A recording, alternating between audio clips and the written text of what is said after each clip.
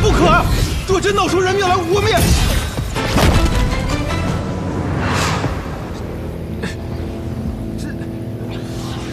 你竟然只用2指就夹住了我的枪尖！我曾见过枪仙，见过枪仙的枪。你这枪，给他提鞋都不配。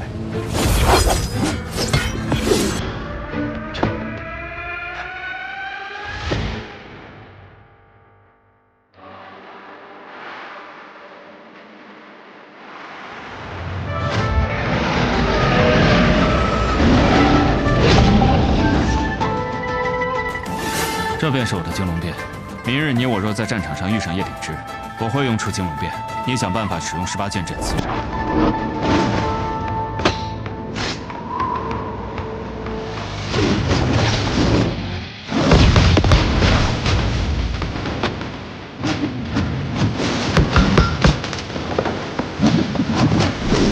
啊！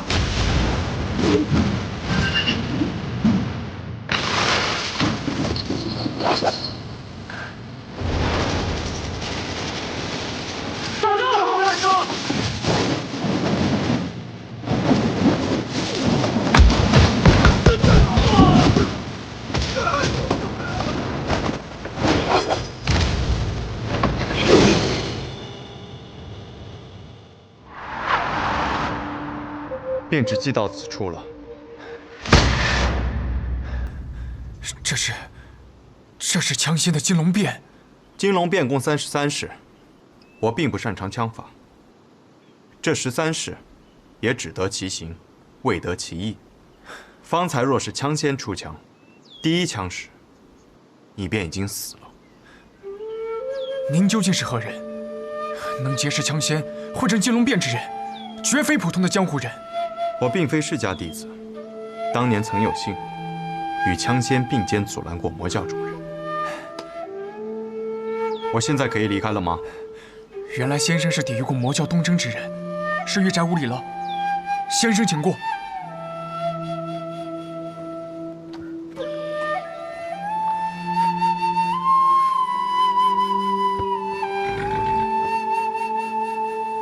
若我此次败了， 会当如何呢？我只知道，若我去的是雪月城，此刻应当看着苍山雪，迎着风花雪月。天下无双，当有天下无双的气度。驾！大师兄。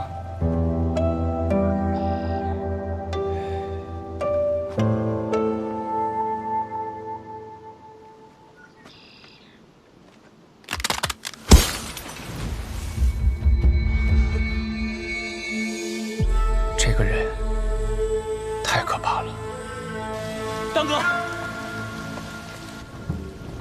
当哥，埋伏在外门的那些弟子未能毒杀了苏长河，他似乎早有准备，一路闯了进来。就算做了这么多的准备，你依然比我更强吗？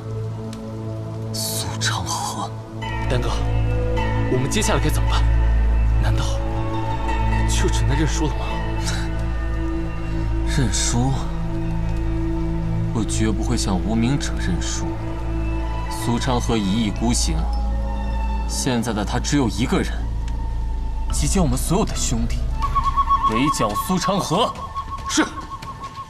来不及了。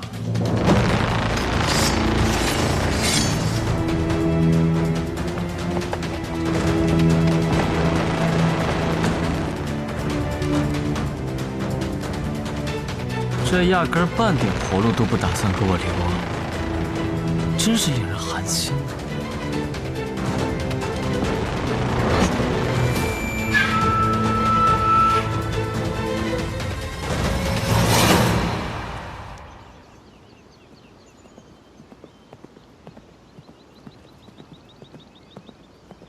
站住！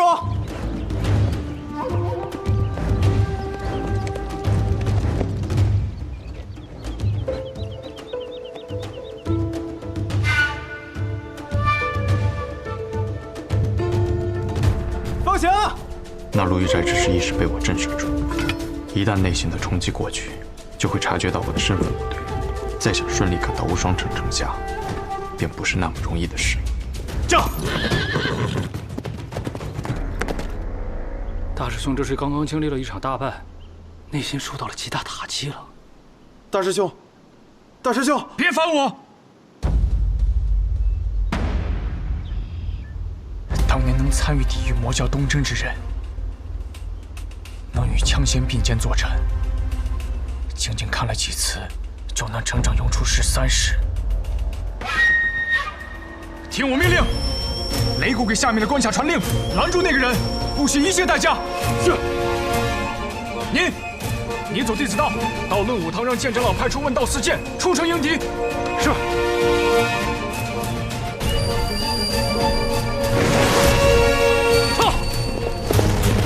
撤！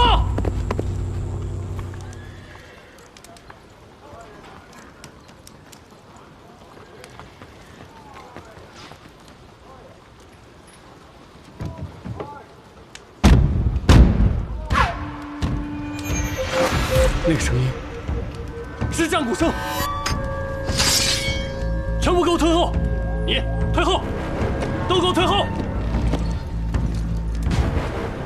大师兄，只有无双城嫡系弟子可以行走，要比大陆快上1倍的弟子道，还有问道4剑，这阵仗未免有些大吧？大，只恨我的权力只能到这里，不然我会让剑长老亲自出城。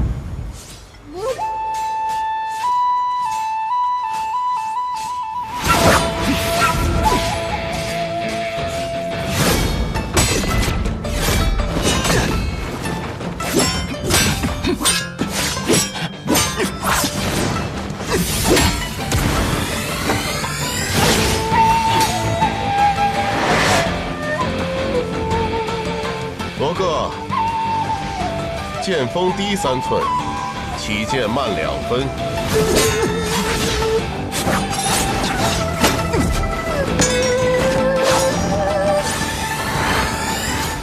多谢剑老师。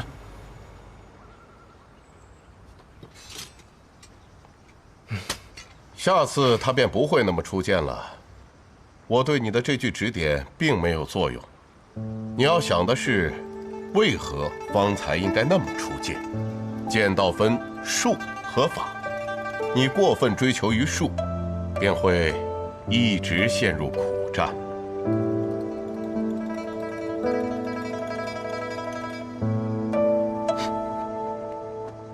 弟子记下了。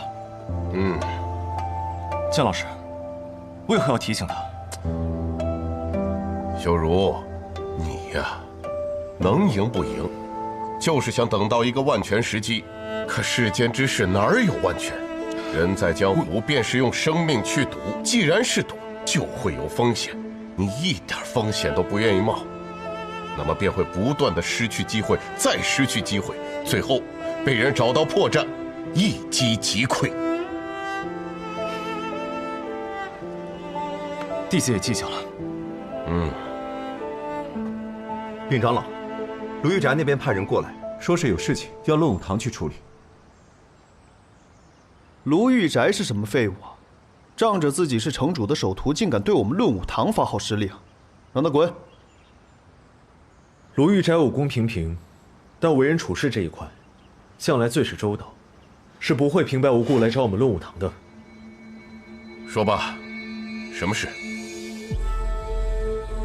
直接过来说吧，这里没有外人。剑长老，大师兄发现有人意图潜入无双城，图谋不轨，以敲响进行鼓，停止各路关卡放人，但害怕那人直接闯城，所以希望论武堂可以派出问道4剑给予拦截。放肆！我们论武堂什么时候负责看门了？再说了，他都发现了，他为何不拦？大师兄阻拦无果，败了。我就知道，这要是有好事，他还能轮到我们？他早就抢功了。不休，不得无礼。弟子失言了。那人什么身份？不知，戴着一副面纱，携着一把长剑，但和大师兄对阵之时，却使的是一套枪法。枪法？什么枪法？大师兄说是金龙变。金龙龙变。什么？他确定？那人自己亲口承认的，说是见过枪仙司空长风用过之后学会的。我不会记错，确实是金龙变。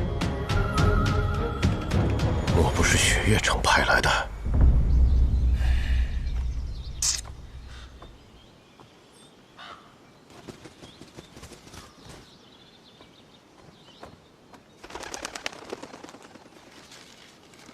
问道四剑，皆已动身。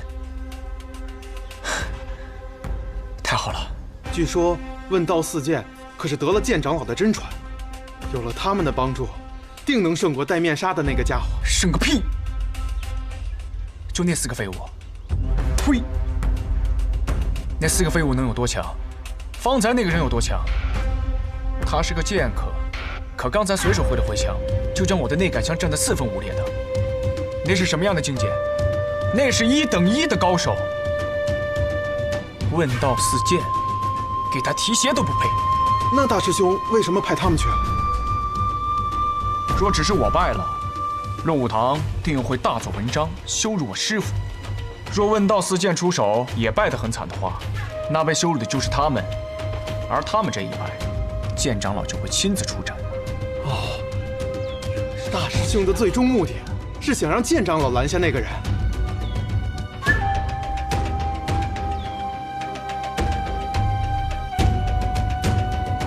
剑长老能赢吗？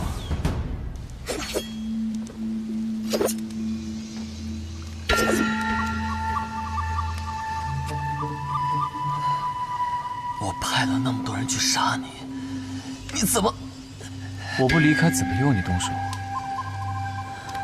我们可是能扳倒3家之人，难道你觉得你比苏晋辉、谢霸等人还要更强吗？你们不是都中毒了吗？真是愚蠢，以为自己可以毒倒如花。你的毒对我无用，而我的毒可以解所有人的毒。看来我们穆家被小瞧了呀。我来动手吧，大哥。莫急。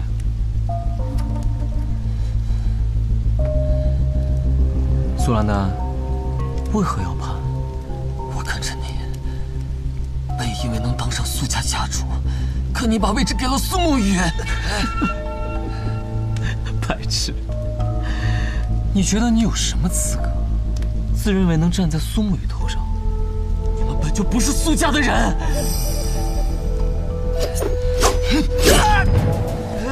我本不想杀你，但你刚刚说的那句话让我很想杀你。你曾是我们彼岸最重要的一员，在彼岸这里就没有所谓的本家与无名者之分。你莫不会以为这些人加入彼岸，真的是因为那些可笑的理想？大家不过觉得那些老家伙们掌握了太久暗河的规则，想要找一个机会推翻他们罢了。刚好彼岸给了他们这个机会。兄弟，你走远了，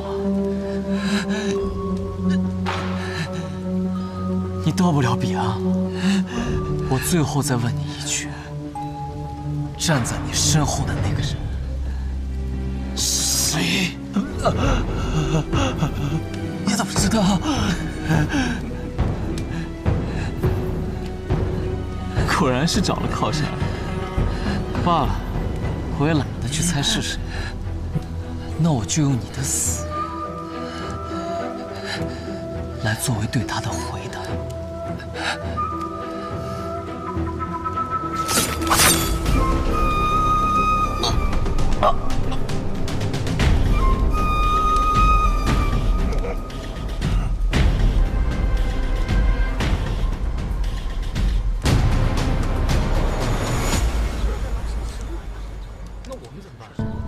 在这里开始就杀过去，还是……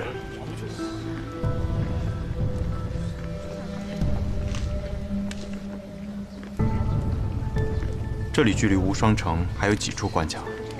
第一次来，最后一道了，过了这儿就是无双城的城门。来了那么多次，第一次碰见这样的事。无双城，地位一天比一天差，妈架子一天比一天大。兄台，你也是来做生意的？虽是生意人，做的都是江湖人的生意，一不小心掉脑袋的。我是个武器商，城里有座月霞铁匠铺，订了皮锤魂弩，这次来取货。巧了，我也是。有缘。有缘。来了来了，有人来了！终于来了！撤！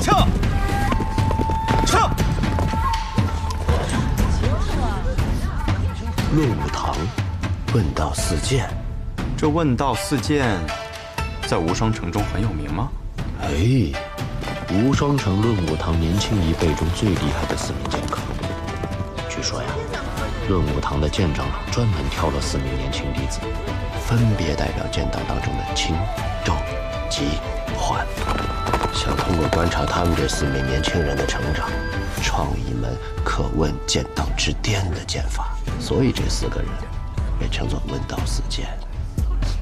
原来如此，剑长老的大名我倒是听过，这问道四剑听起来也有几分意思。玉，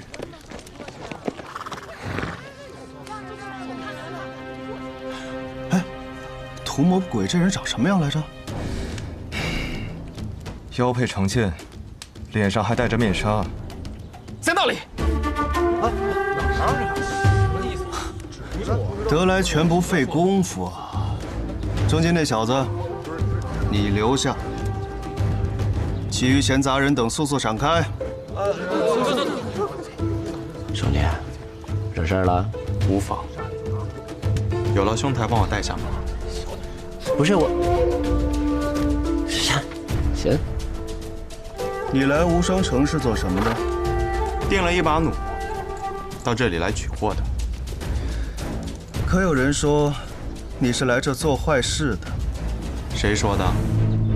无双城城主大弟子卢玉宅，他拦我的路，想试试我手中的剑，我没同意。这便是无双城所说的图谋不轨。你不同意？那他怎么说？你把他的枪给弄断了？想要断他的枪，还不必出我的剑。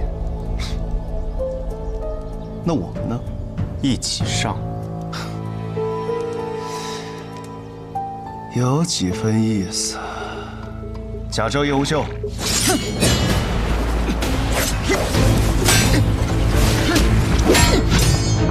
轻。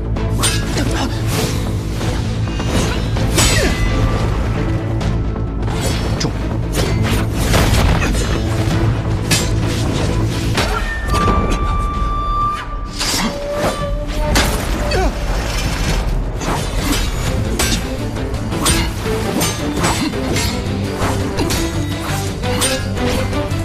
急。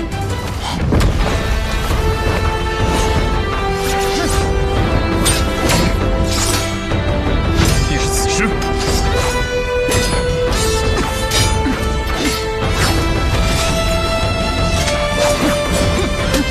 缓。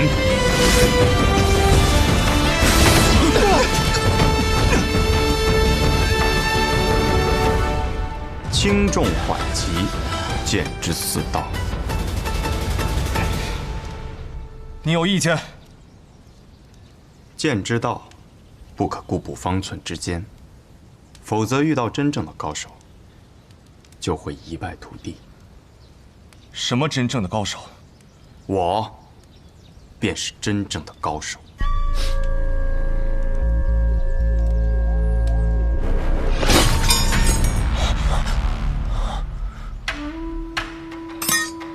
你们的师傅让你们练这道剑法，不知是让你们问道，还是借你们的手问他自己的道。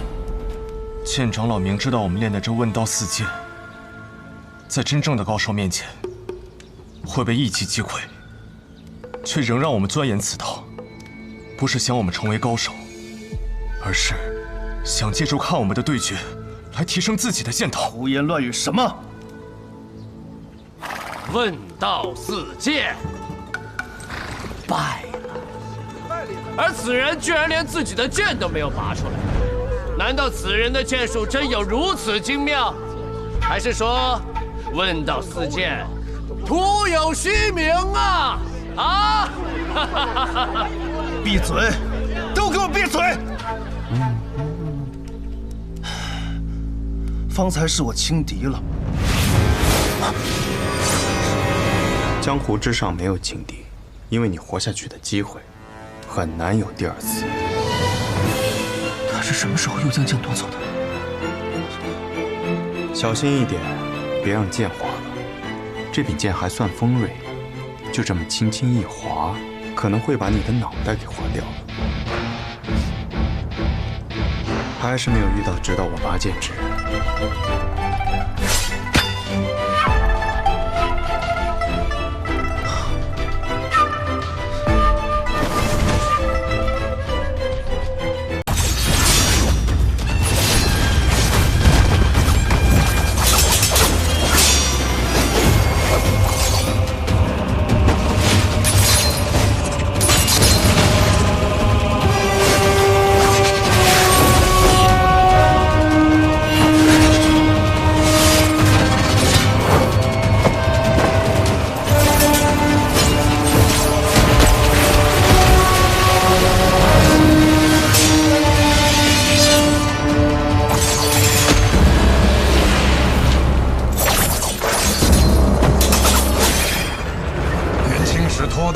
徒手接过几枚暗器，差点被毒死，我可不会再上当了。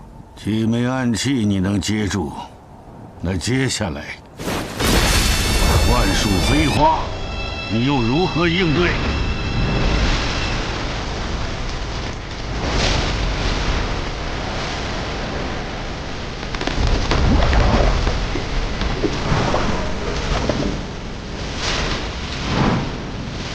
好一招万手飞花，许久没有如此尽兴的一战。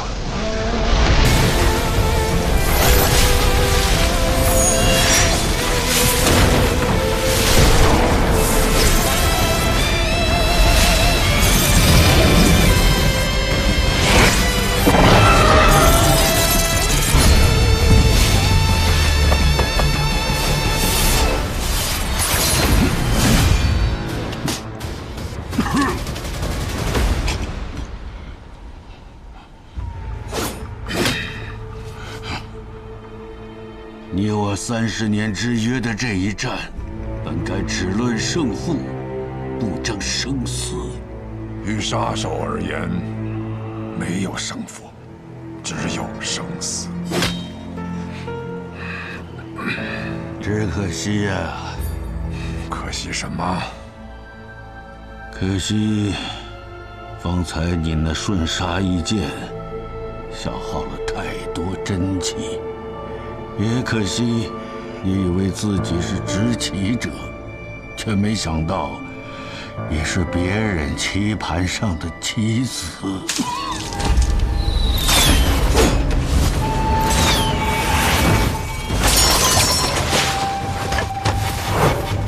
罗玉，不是跟你说过这是我自己的事，不用你插手吗？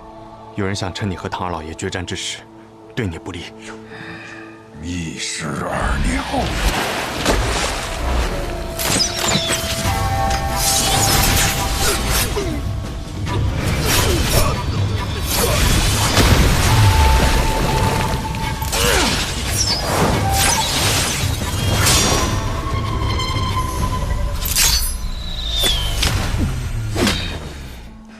老伙计，你既然在决战之时动了杀心，你也晓得我这个人追求一个公平。雪落一枝梅，黄泉路上我会歇歇脚，可别让我等太久。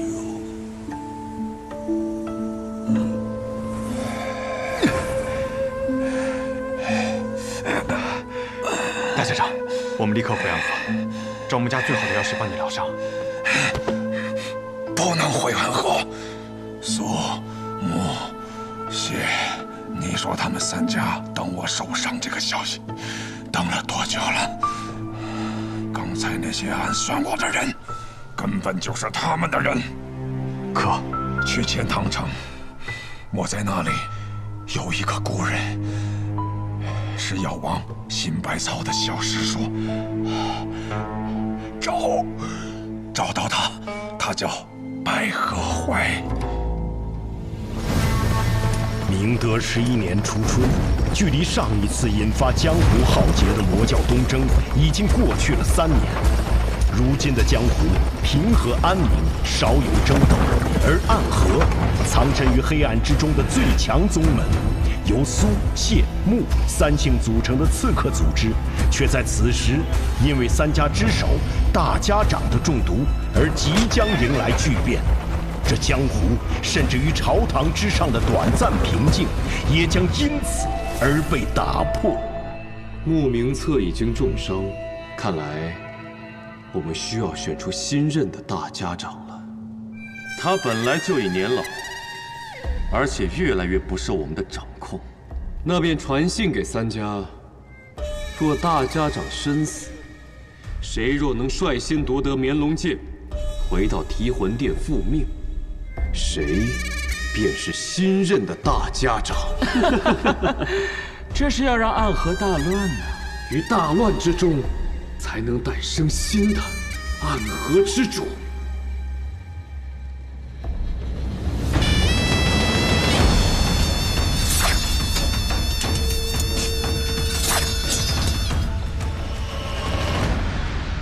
白鹤药府到了。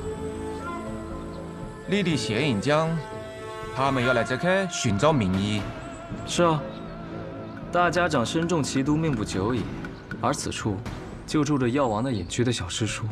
我们苏家老爷子说，希望这个小师叔可以不要出现，或者说从未存在过。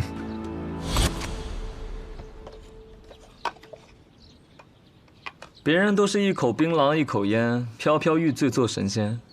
哲叔，你吃的怎么是话梅啊？以前有个女人和我讲，槟榔对身体不好。哦，你是不是？我就不吃了。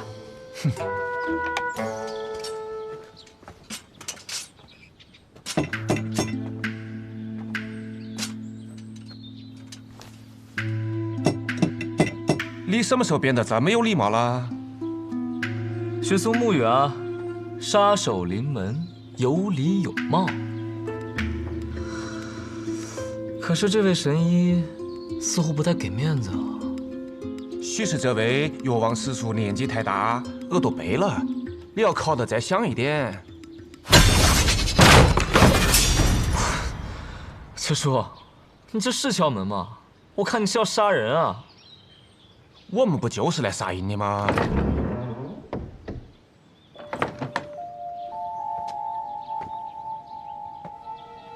谁呀？敲门敲得那么大声，耳朵都要聋了。姑娘，敢问你家老先生是否在府上？我家老爷他出门巡诊去了，要不我帮你们去找找他。那便麻烦姑娘了。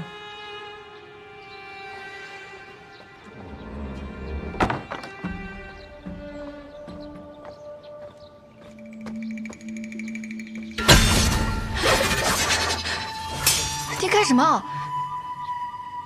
哎呦，抱歉抱歉，一时手滑。来，这个啊是祥宁膏，姑娘呢擦到脸上，不出半个时辰，你那个红痕就会恢复如初。有毛病。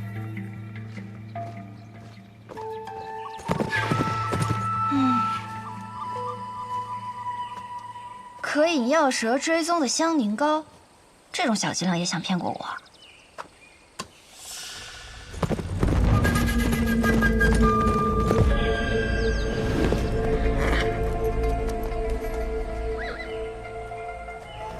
这位姑娘，你是医者？怎么？难道我看起来不像吗？抱歉，无意冒犯。公子，可是要问路？姑娘慧眼，想问姑娘，附近是否有处药庄，名为白鹤？公子是要看病啊？我医术不错，我来看便是啊。家中有人得了重病，点名要找白鹤药庄中的神医。多谢姑娘好意。那你怎知道我不是白鹤药庄中来的呢？莫非姑娘是？那自然是。烦请姑娘速带我去见你师父。我师父，他暂时来不了这里，但是他和我说过，有贵客来访，从很远很远的地方来，想来就是公子你了吧？他让我先行随你前去。冒犯了，我需要赶时间，还请姑娘上马。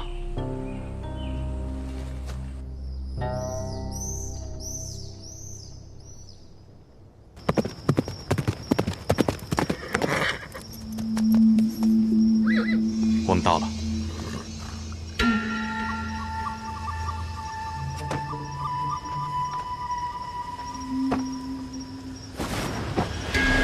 桃儿，你来的正是时候。大家长那边好像出了些问题。神医呢？我这么大一个活人站在你面前，你怎么就看不见呢？这姑娘是神医？不是。那我走了。姑娘莫怪，这是神医弟子，过来帮他师父看一下大家长病情。姑娘，请随我进去。嗯。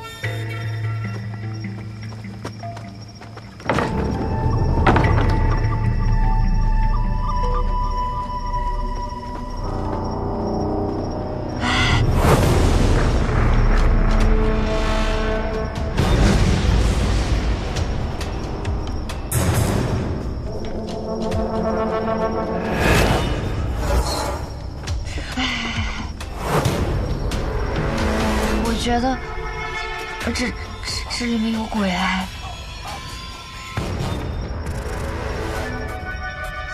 姑娘莫怕。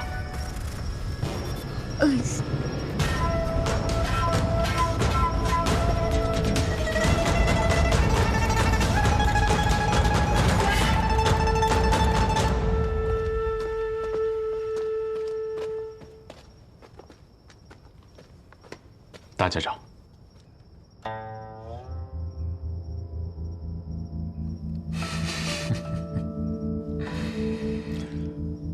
上次我见你的时候，你还是个流着鼻涕的脏孩子。我上一次见大家长时，大家长还是一个随时会准备拔刀的杀神呢。现在也随时准备着拔刀，不过头发白了而已，这手还是血红色的。行了，先诊脉吧，看看现在的大家长还能不能拔出刀来。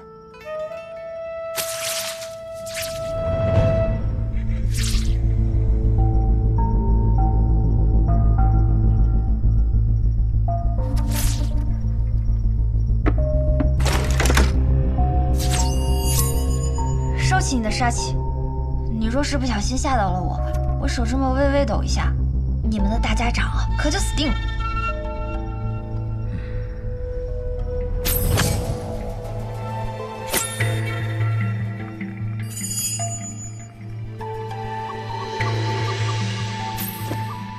朽了一枝眉。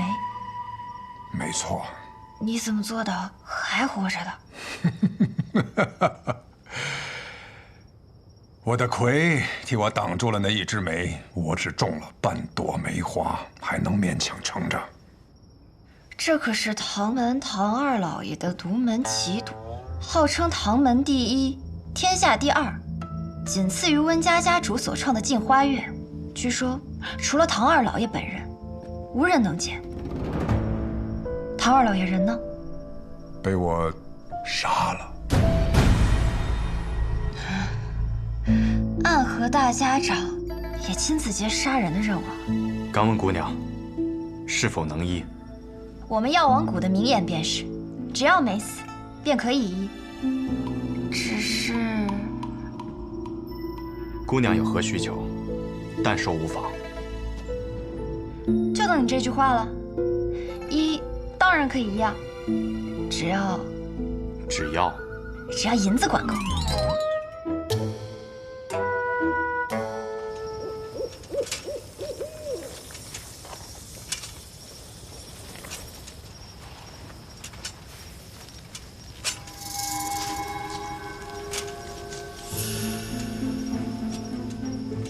看来对方是识破了你的伎俩，这才走出了多久，就把这药瓶给丢了。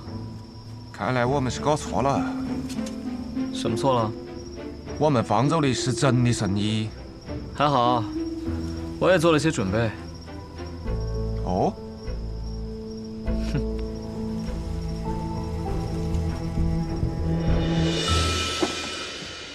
行了，你帮我找个住的地方吧。这来来回回的太麻烦了。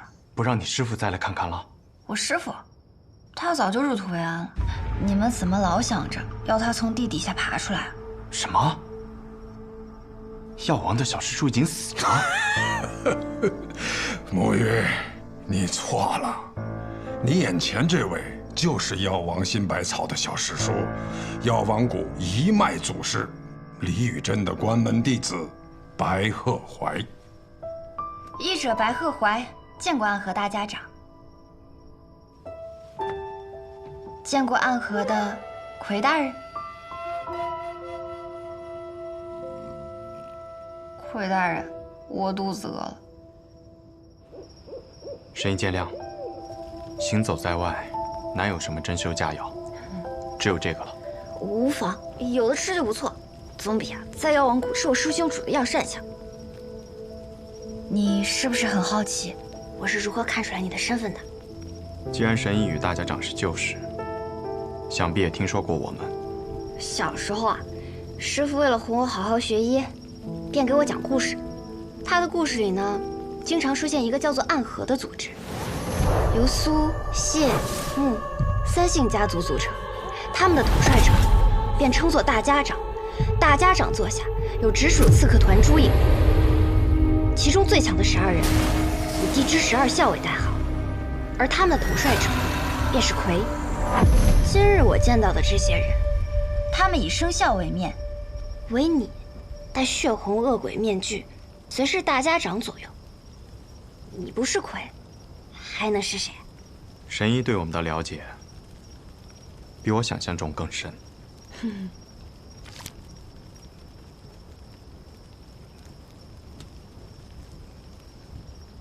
我还知道，每人的魁都是当做现任大家长培养的。这上一任的魁呢，他死了。抱歉，这些隐秘之事无法与神医细说。可是上一任的魁，他是我的父亲，这也不能问吗？神医说笑了。不信算，这人是死是活对你们倒是隐秘，可是你们身份特殊，标识却如此明显，此时就不考虑隐秘了。我也曾问过同门前辈，身为刺客，本该想尽办法隐匿身份，可为何我们却明明白白地把身份写在脸上？那人怎么说？这是意思个，你懂事吗？你怎么突然大舌头啊？不是我大舌头，是他大舌头。我想起来了，难道我白日里见到的那个人，他便是你的同门？他是不是手里还拿着一根法杖，上面套满了金环？这书居然也来了。还有一个玩匕首，那是昌河。陈龙，准备一下，带上神医，即刻启程。是。去哪儿啊？九霄城，没有人比我更了解昌河。此刻我们定然已经入了他布下的局。宇哥，都准备好了。神医，这是卯兔，你随他动身，一路保重。魁大人，那便希望在九霄城中我们还能重逢。不必叫我魁大人，叫我苏沐雨便是。苏沐雨，还真是一个好听的名字。再见了。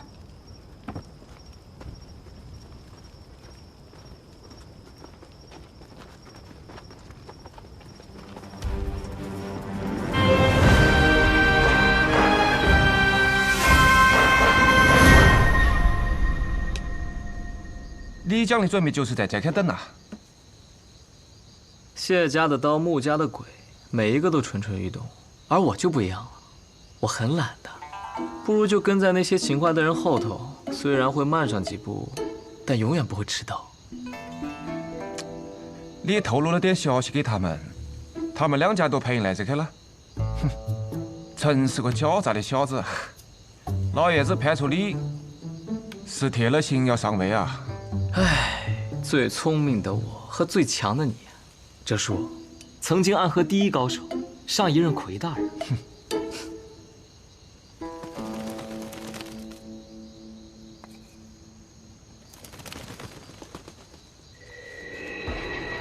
城郊废驿，那里的好戏快开场了。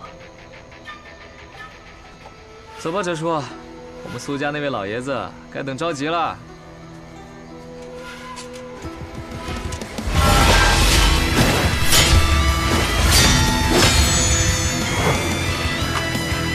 不愧是大名鼎鼎的直三鬼，此线为界，还请二位不要逾越。谢家的紫靴鬼和刀阎罗不应该出现在这里。没劲，倒是被你一下子看穿了身份。不过我们家主听闻大家长受了重伤，心中十分焦急，想着赶快将大家长接回总堂来疗伤。大家长无碍。大家长是否无碍？还请容许千机与大家长见一面，再予以确认。不然我就这么回去了，不好交差啊。你不好交差，与我有何关系？你不想让我们与大家长相见，是否是自己意图不轨？不想让我们及时救治？是个不错的理由，但这个理由想要成立，只有一种可能：杀了你。没错。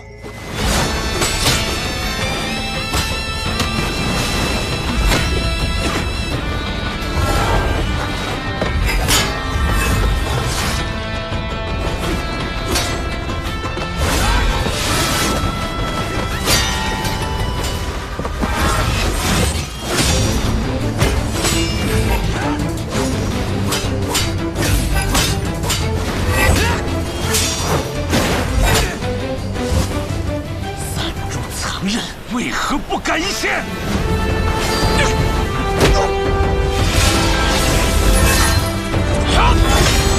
谢家的风舞之刀，不错。死！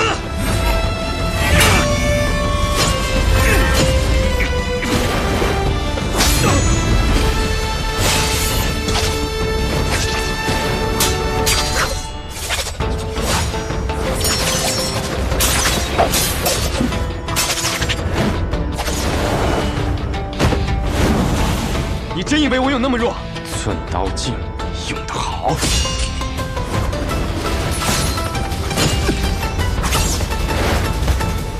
回去告诉你们家老爷子，若及时收手，那么这段时间的事情，大家长可以装作无事发生；若继续这般执迷不悟，就别怪我们朱隐无情了。你今日是打算放过我们？暗河同门，皆是家人。走。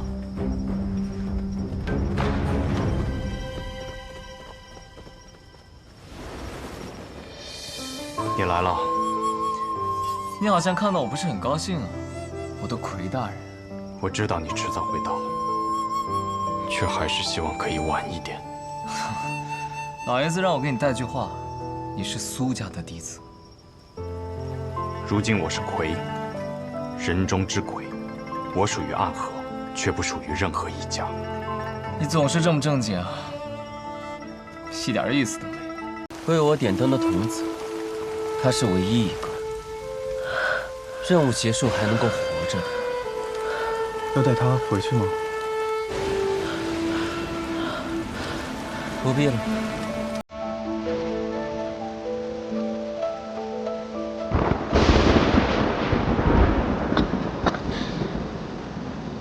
都快死了！17号，欠你一只手，还你一条命，算你赚了。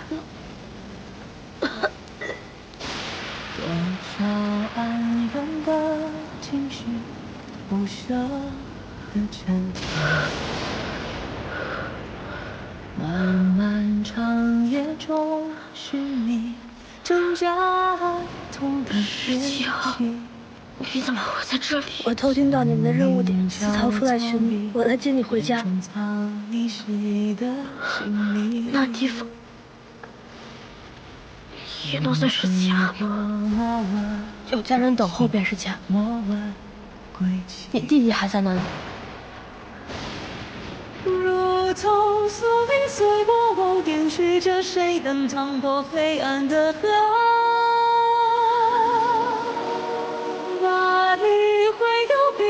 我也在。你手唯一点光，心尽颜色。辗转悲欢离合，恋恋不舍，思念在夜里醒着，心不由我，情字总无法逃脱。怎么总把自己搞得这么狼狈？反正每次你都会及时出现，我狼狈点儿也没什么问题。鬼哭院的试炼马上要开始了，各家主花木汇聚。这一天终于还是来了。哪里会有彼岸憧憬你手唯一点光，情尽颜色。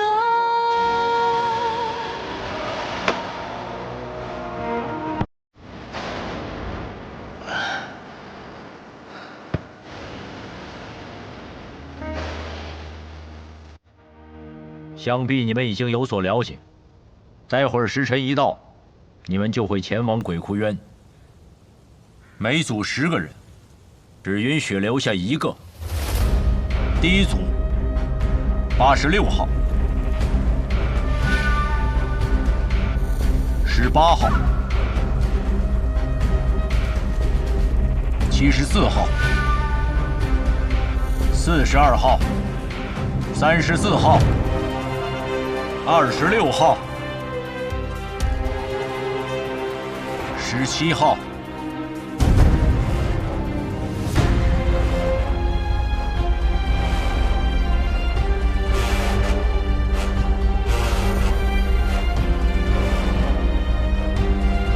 第一组的最后一位，63号、63号。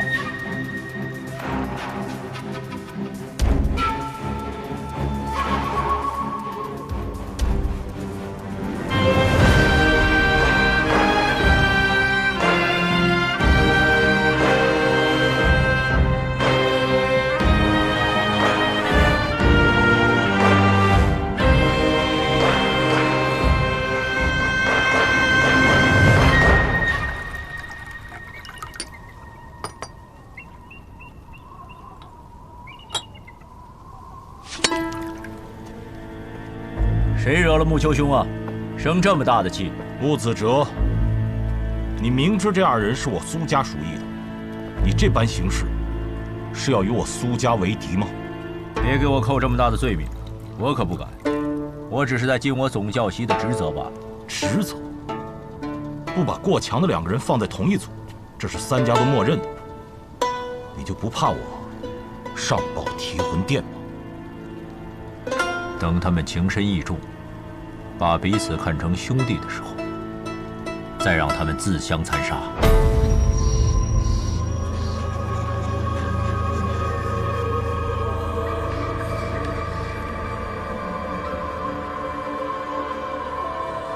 合作在一起，不要走散了。看起来也没有办法与你走散了。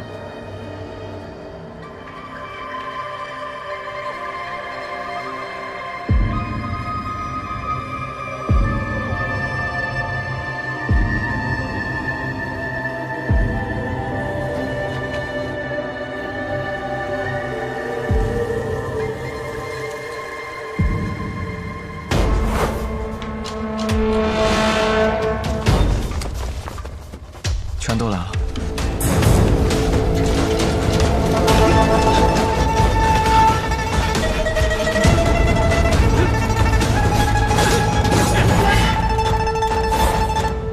谁都知道你们剑术高超，与其1对1跟你们单打独斗，还不如合力把你们都杀了。我们剩下的再斗，还有几分生机。那便来吧。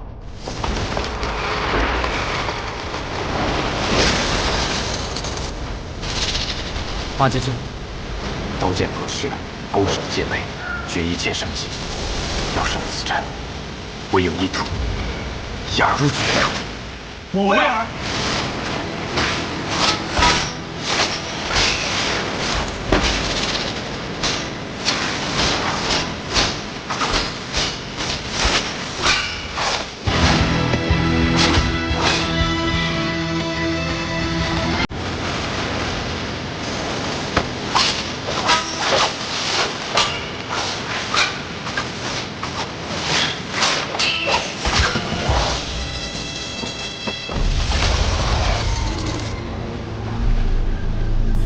要破八节阵，唯有牺牲一人才能找到突破之口。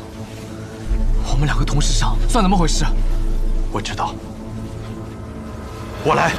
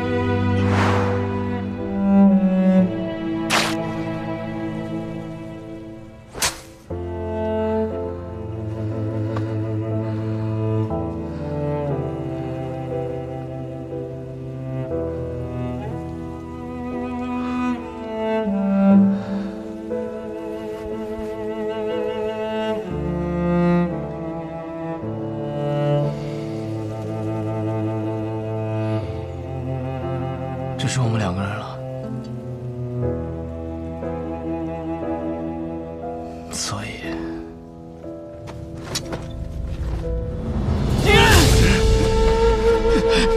你疯了吗？你这疯子，停下来！我跟你说过，你的恩情，我迟早会还的。我不需要你还。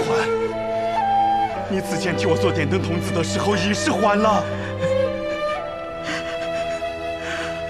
暗河的规矩，10个人只有1个人能走出鬼窟园，成为3家之人。你若不成我的情，我们2个人都得死。一定会有办法的。我去和他们说，他们想要最顶尖的刺客，而我们俩是他们这些年里遇到最好的种子。他们不会愿意就这么失去我们的。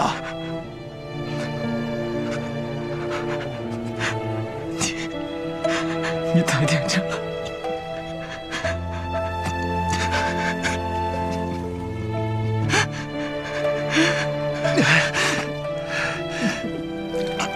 把手放开！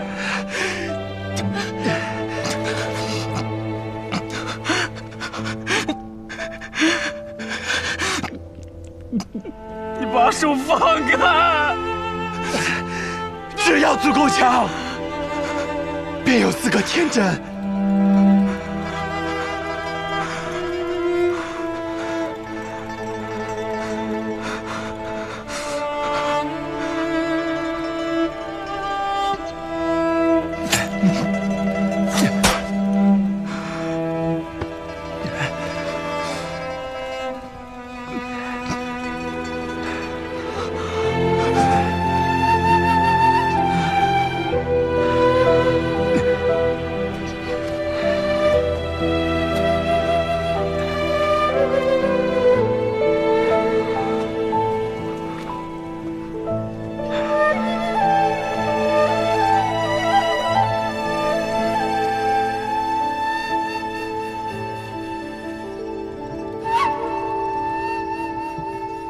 睡醒了。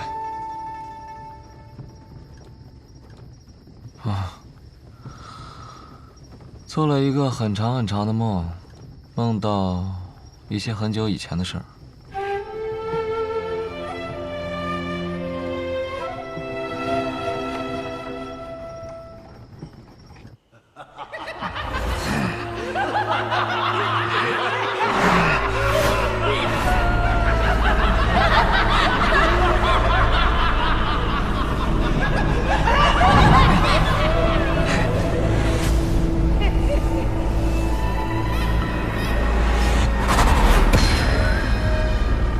邪魔外道，无尽无身。我们是邪魔外道，不过是些魔障，看我一剑斩了你们！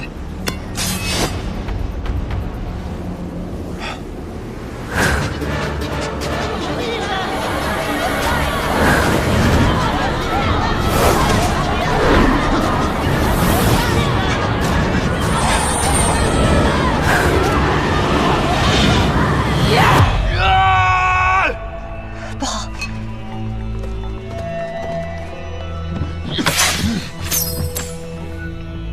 大家长，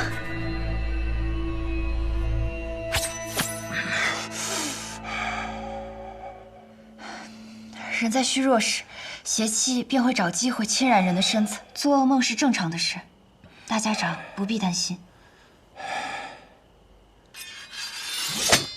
大家长可还安好？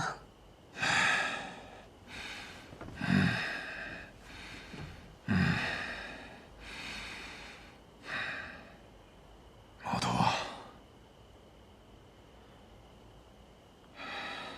是。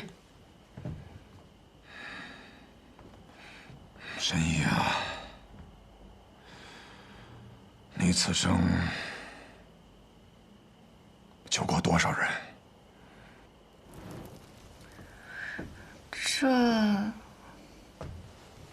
这我哪里记得得？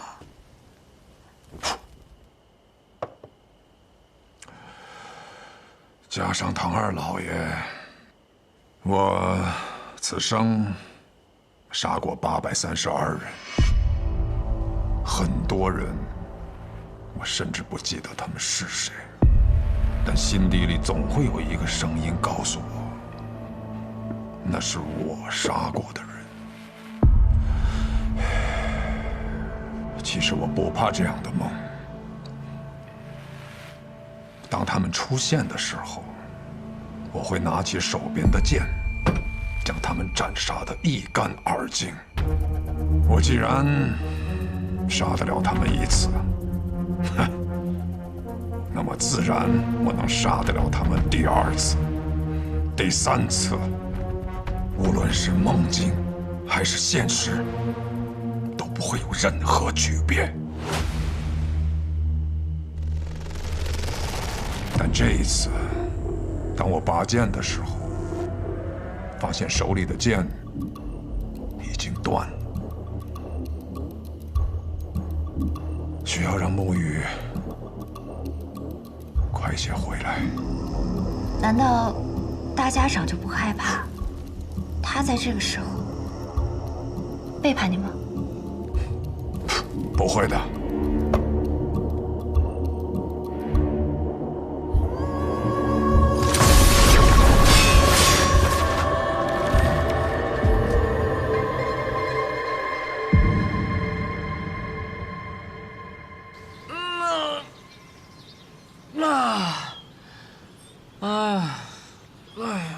坐了许久的马车，累了。小长河，你这个样子能追到鹰，你到底是什么安排啊？追得上，大家长此行北上，无非就是想拖延时间，按照他的手段。老爷子有没有事儿我不确定，但是我们这一批跑腿的，定是要被他清算，所以在我这儿，大家长必须死。然后呢？我对于苏沐雨的安排，应当已经到了，让他见见几个故人，拖延一下他追上大家长的时间。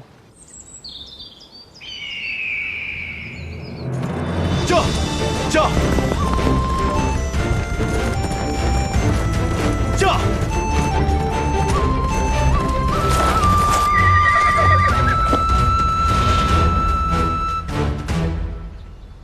昌黎，宇哥，好久不见了。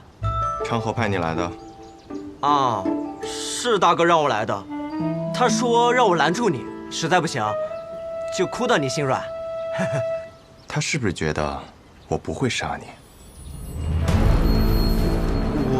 他自以为能猜透我的心，可我杀过这么多人，我也有无法控制住自己杀心的时候。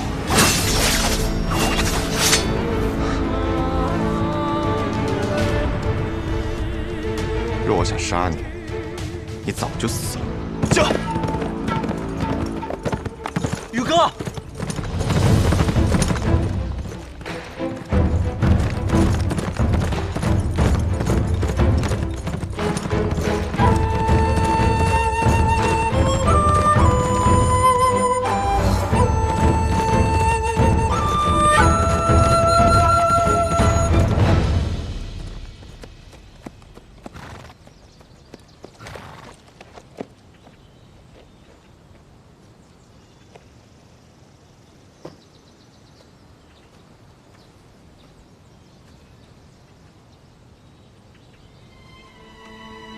老师，你口中的“老师”这2个字，放在我的身上，我可不敢当。苏芷先生，许久不见了，苏沐雨。昌河为了拦住我，居然把你也请来了。不必怪昌河，是我自己想来的。我想此事之后，或许我们便没有相见的机会了，就自请来此见你一下。顺道下一局棋。我在赶路，没有时间。若有机会再见先生。回到暗河，我定去藏书阁拜会。若我没有做到让你下完这局棋，昌河或许会杀了我。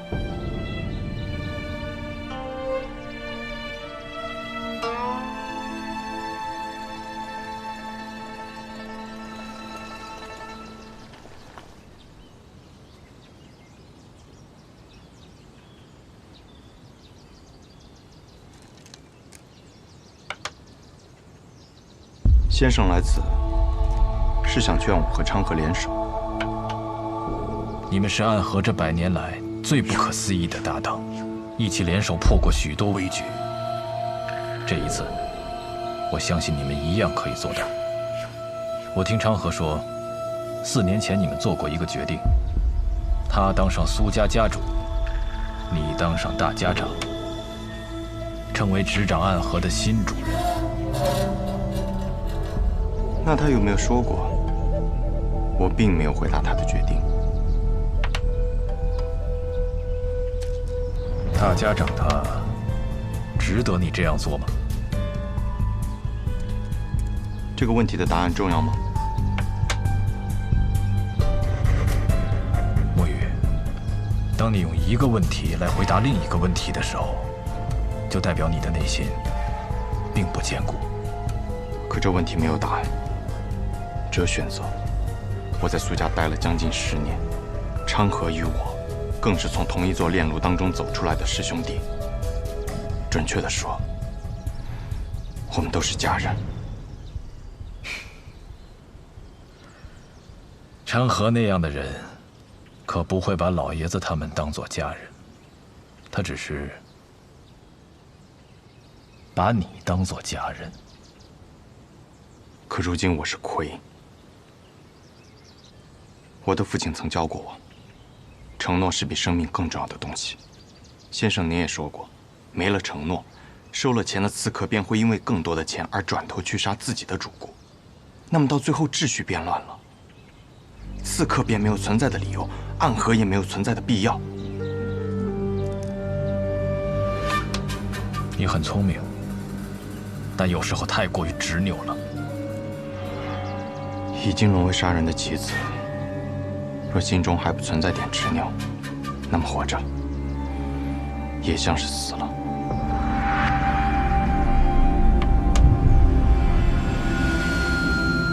先生，你败了，告辞。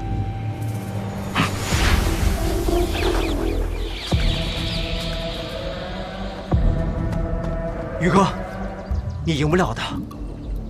3家家主对大家长这个位置觊觎很久，这个机会他们不可能放过。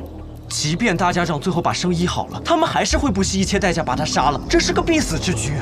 即使死局，那么昌河他到底想做什么？他想改变暗河，跨过暗河，便能到达彼岸。彼岸之处不再是长夜，而应有光明。和我们联手吧。大哥的意思是，让大家长在一个合适的时机死掉，死之前他把绵龙剑传给你，你执掌暗河，而他则去扫清苏家的障碍，成为苏家家主。到时候其他2家再有不满，你们便联起手荡平暗河。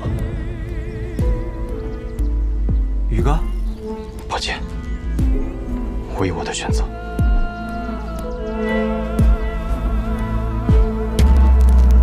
大哥说了，若你拒绝，那他就自己当这个3家之主，到时候不管谁挡在他面前，他都会杀死，包括你，他这一生最好的朋友。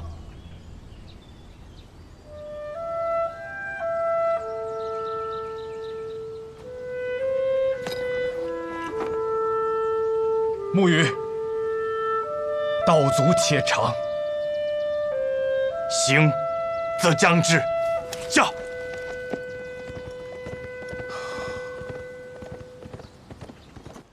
先中毒再解毒，以身试毒。倒是有种不疯魔不成活的意思。只是我不太明白，为了几张银票，神医愿意为我以身试毒？自然是不愿意啊，我又不傻。不过我有一个办法，既能感同身受的了解大家长体内的毒，但同时又不会死。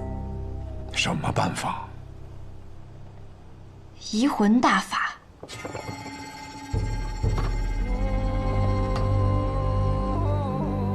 药王谷的秘术移魂大法，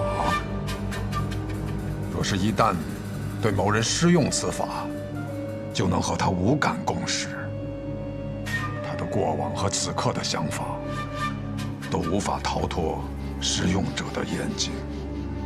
若是遇到意志薄弱者，甚至能彻底占据他的意识。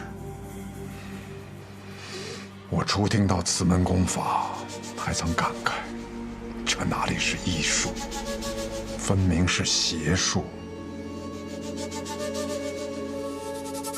确实，医者行医，治的是人身体里的毛病，而移魂大法却能治人心病。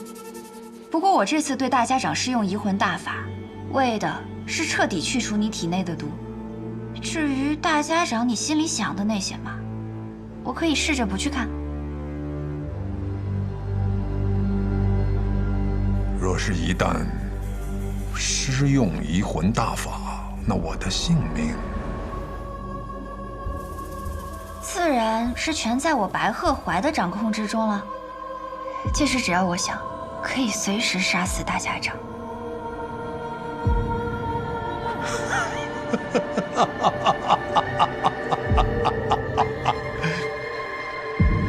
我想试试。大家长能活几日就让他活几日吧，反正我们抓紧时间找机会，先把那小神医给杀了就是。大家长和那个神医有地质社校保护，你那么有信心？哎呀，我派人传了封信，去向了北面那座皇城，里面有一个人出身唐门赫赫有名，是唐二老爷最亲近的弟子。九江琵琶亭内3道暗器震惊天下，是可以与司空长风、百里东君等人齐名的高手。唐灵月。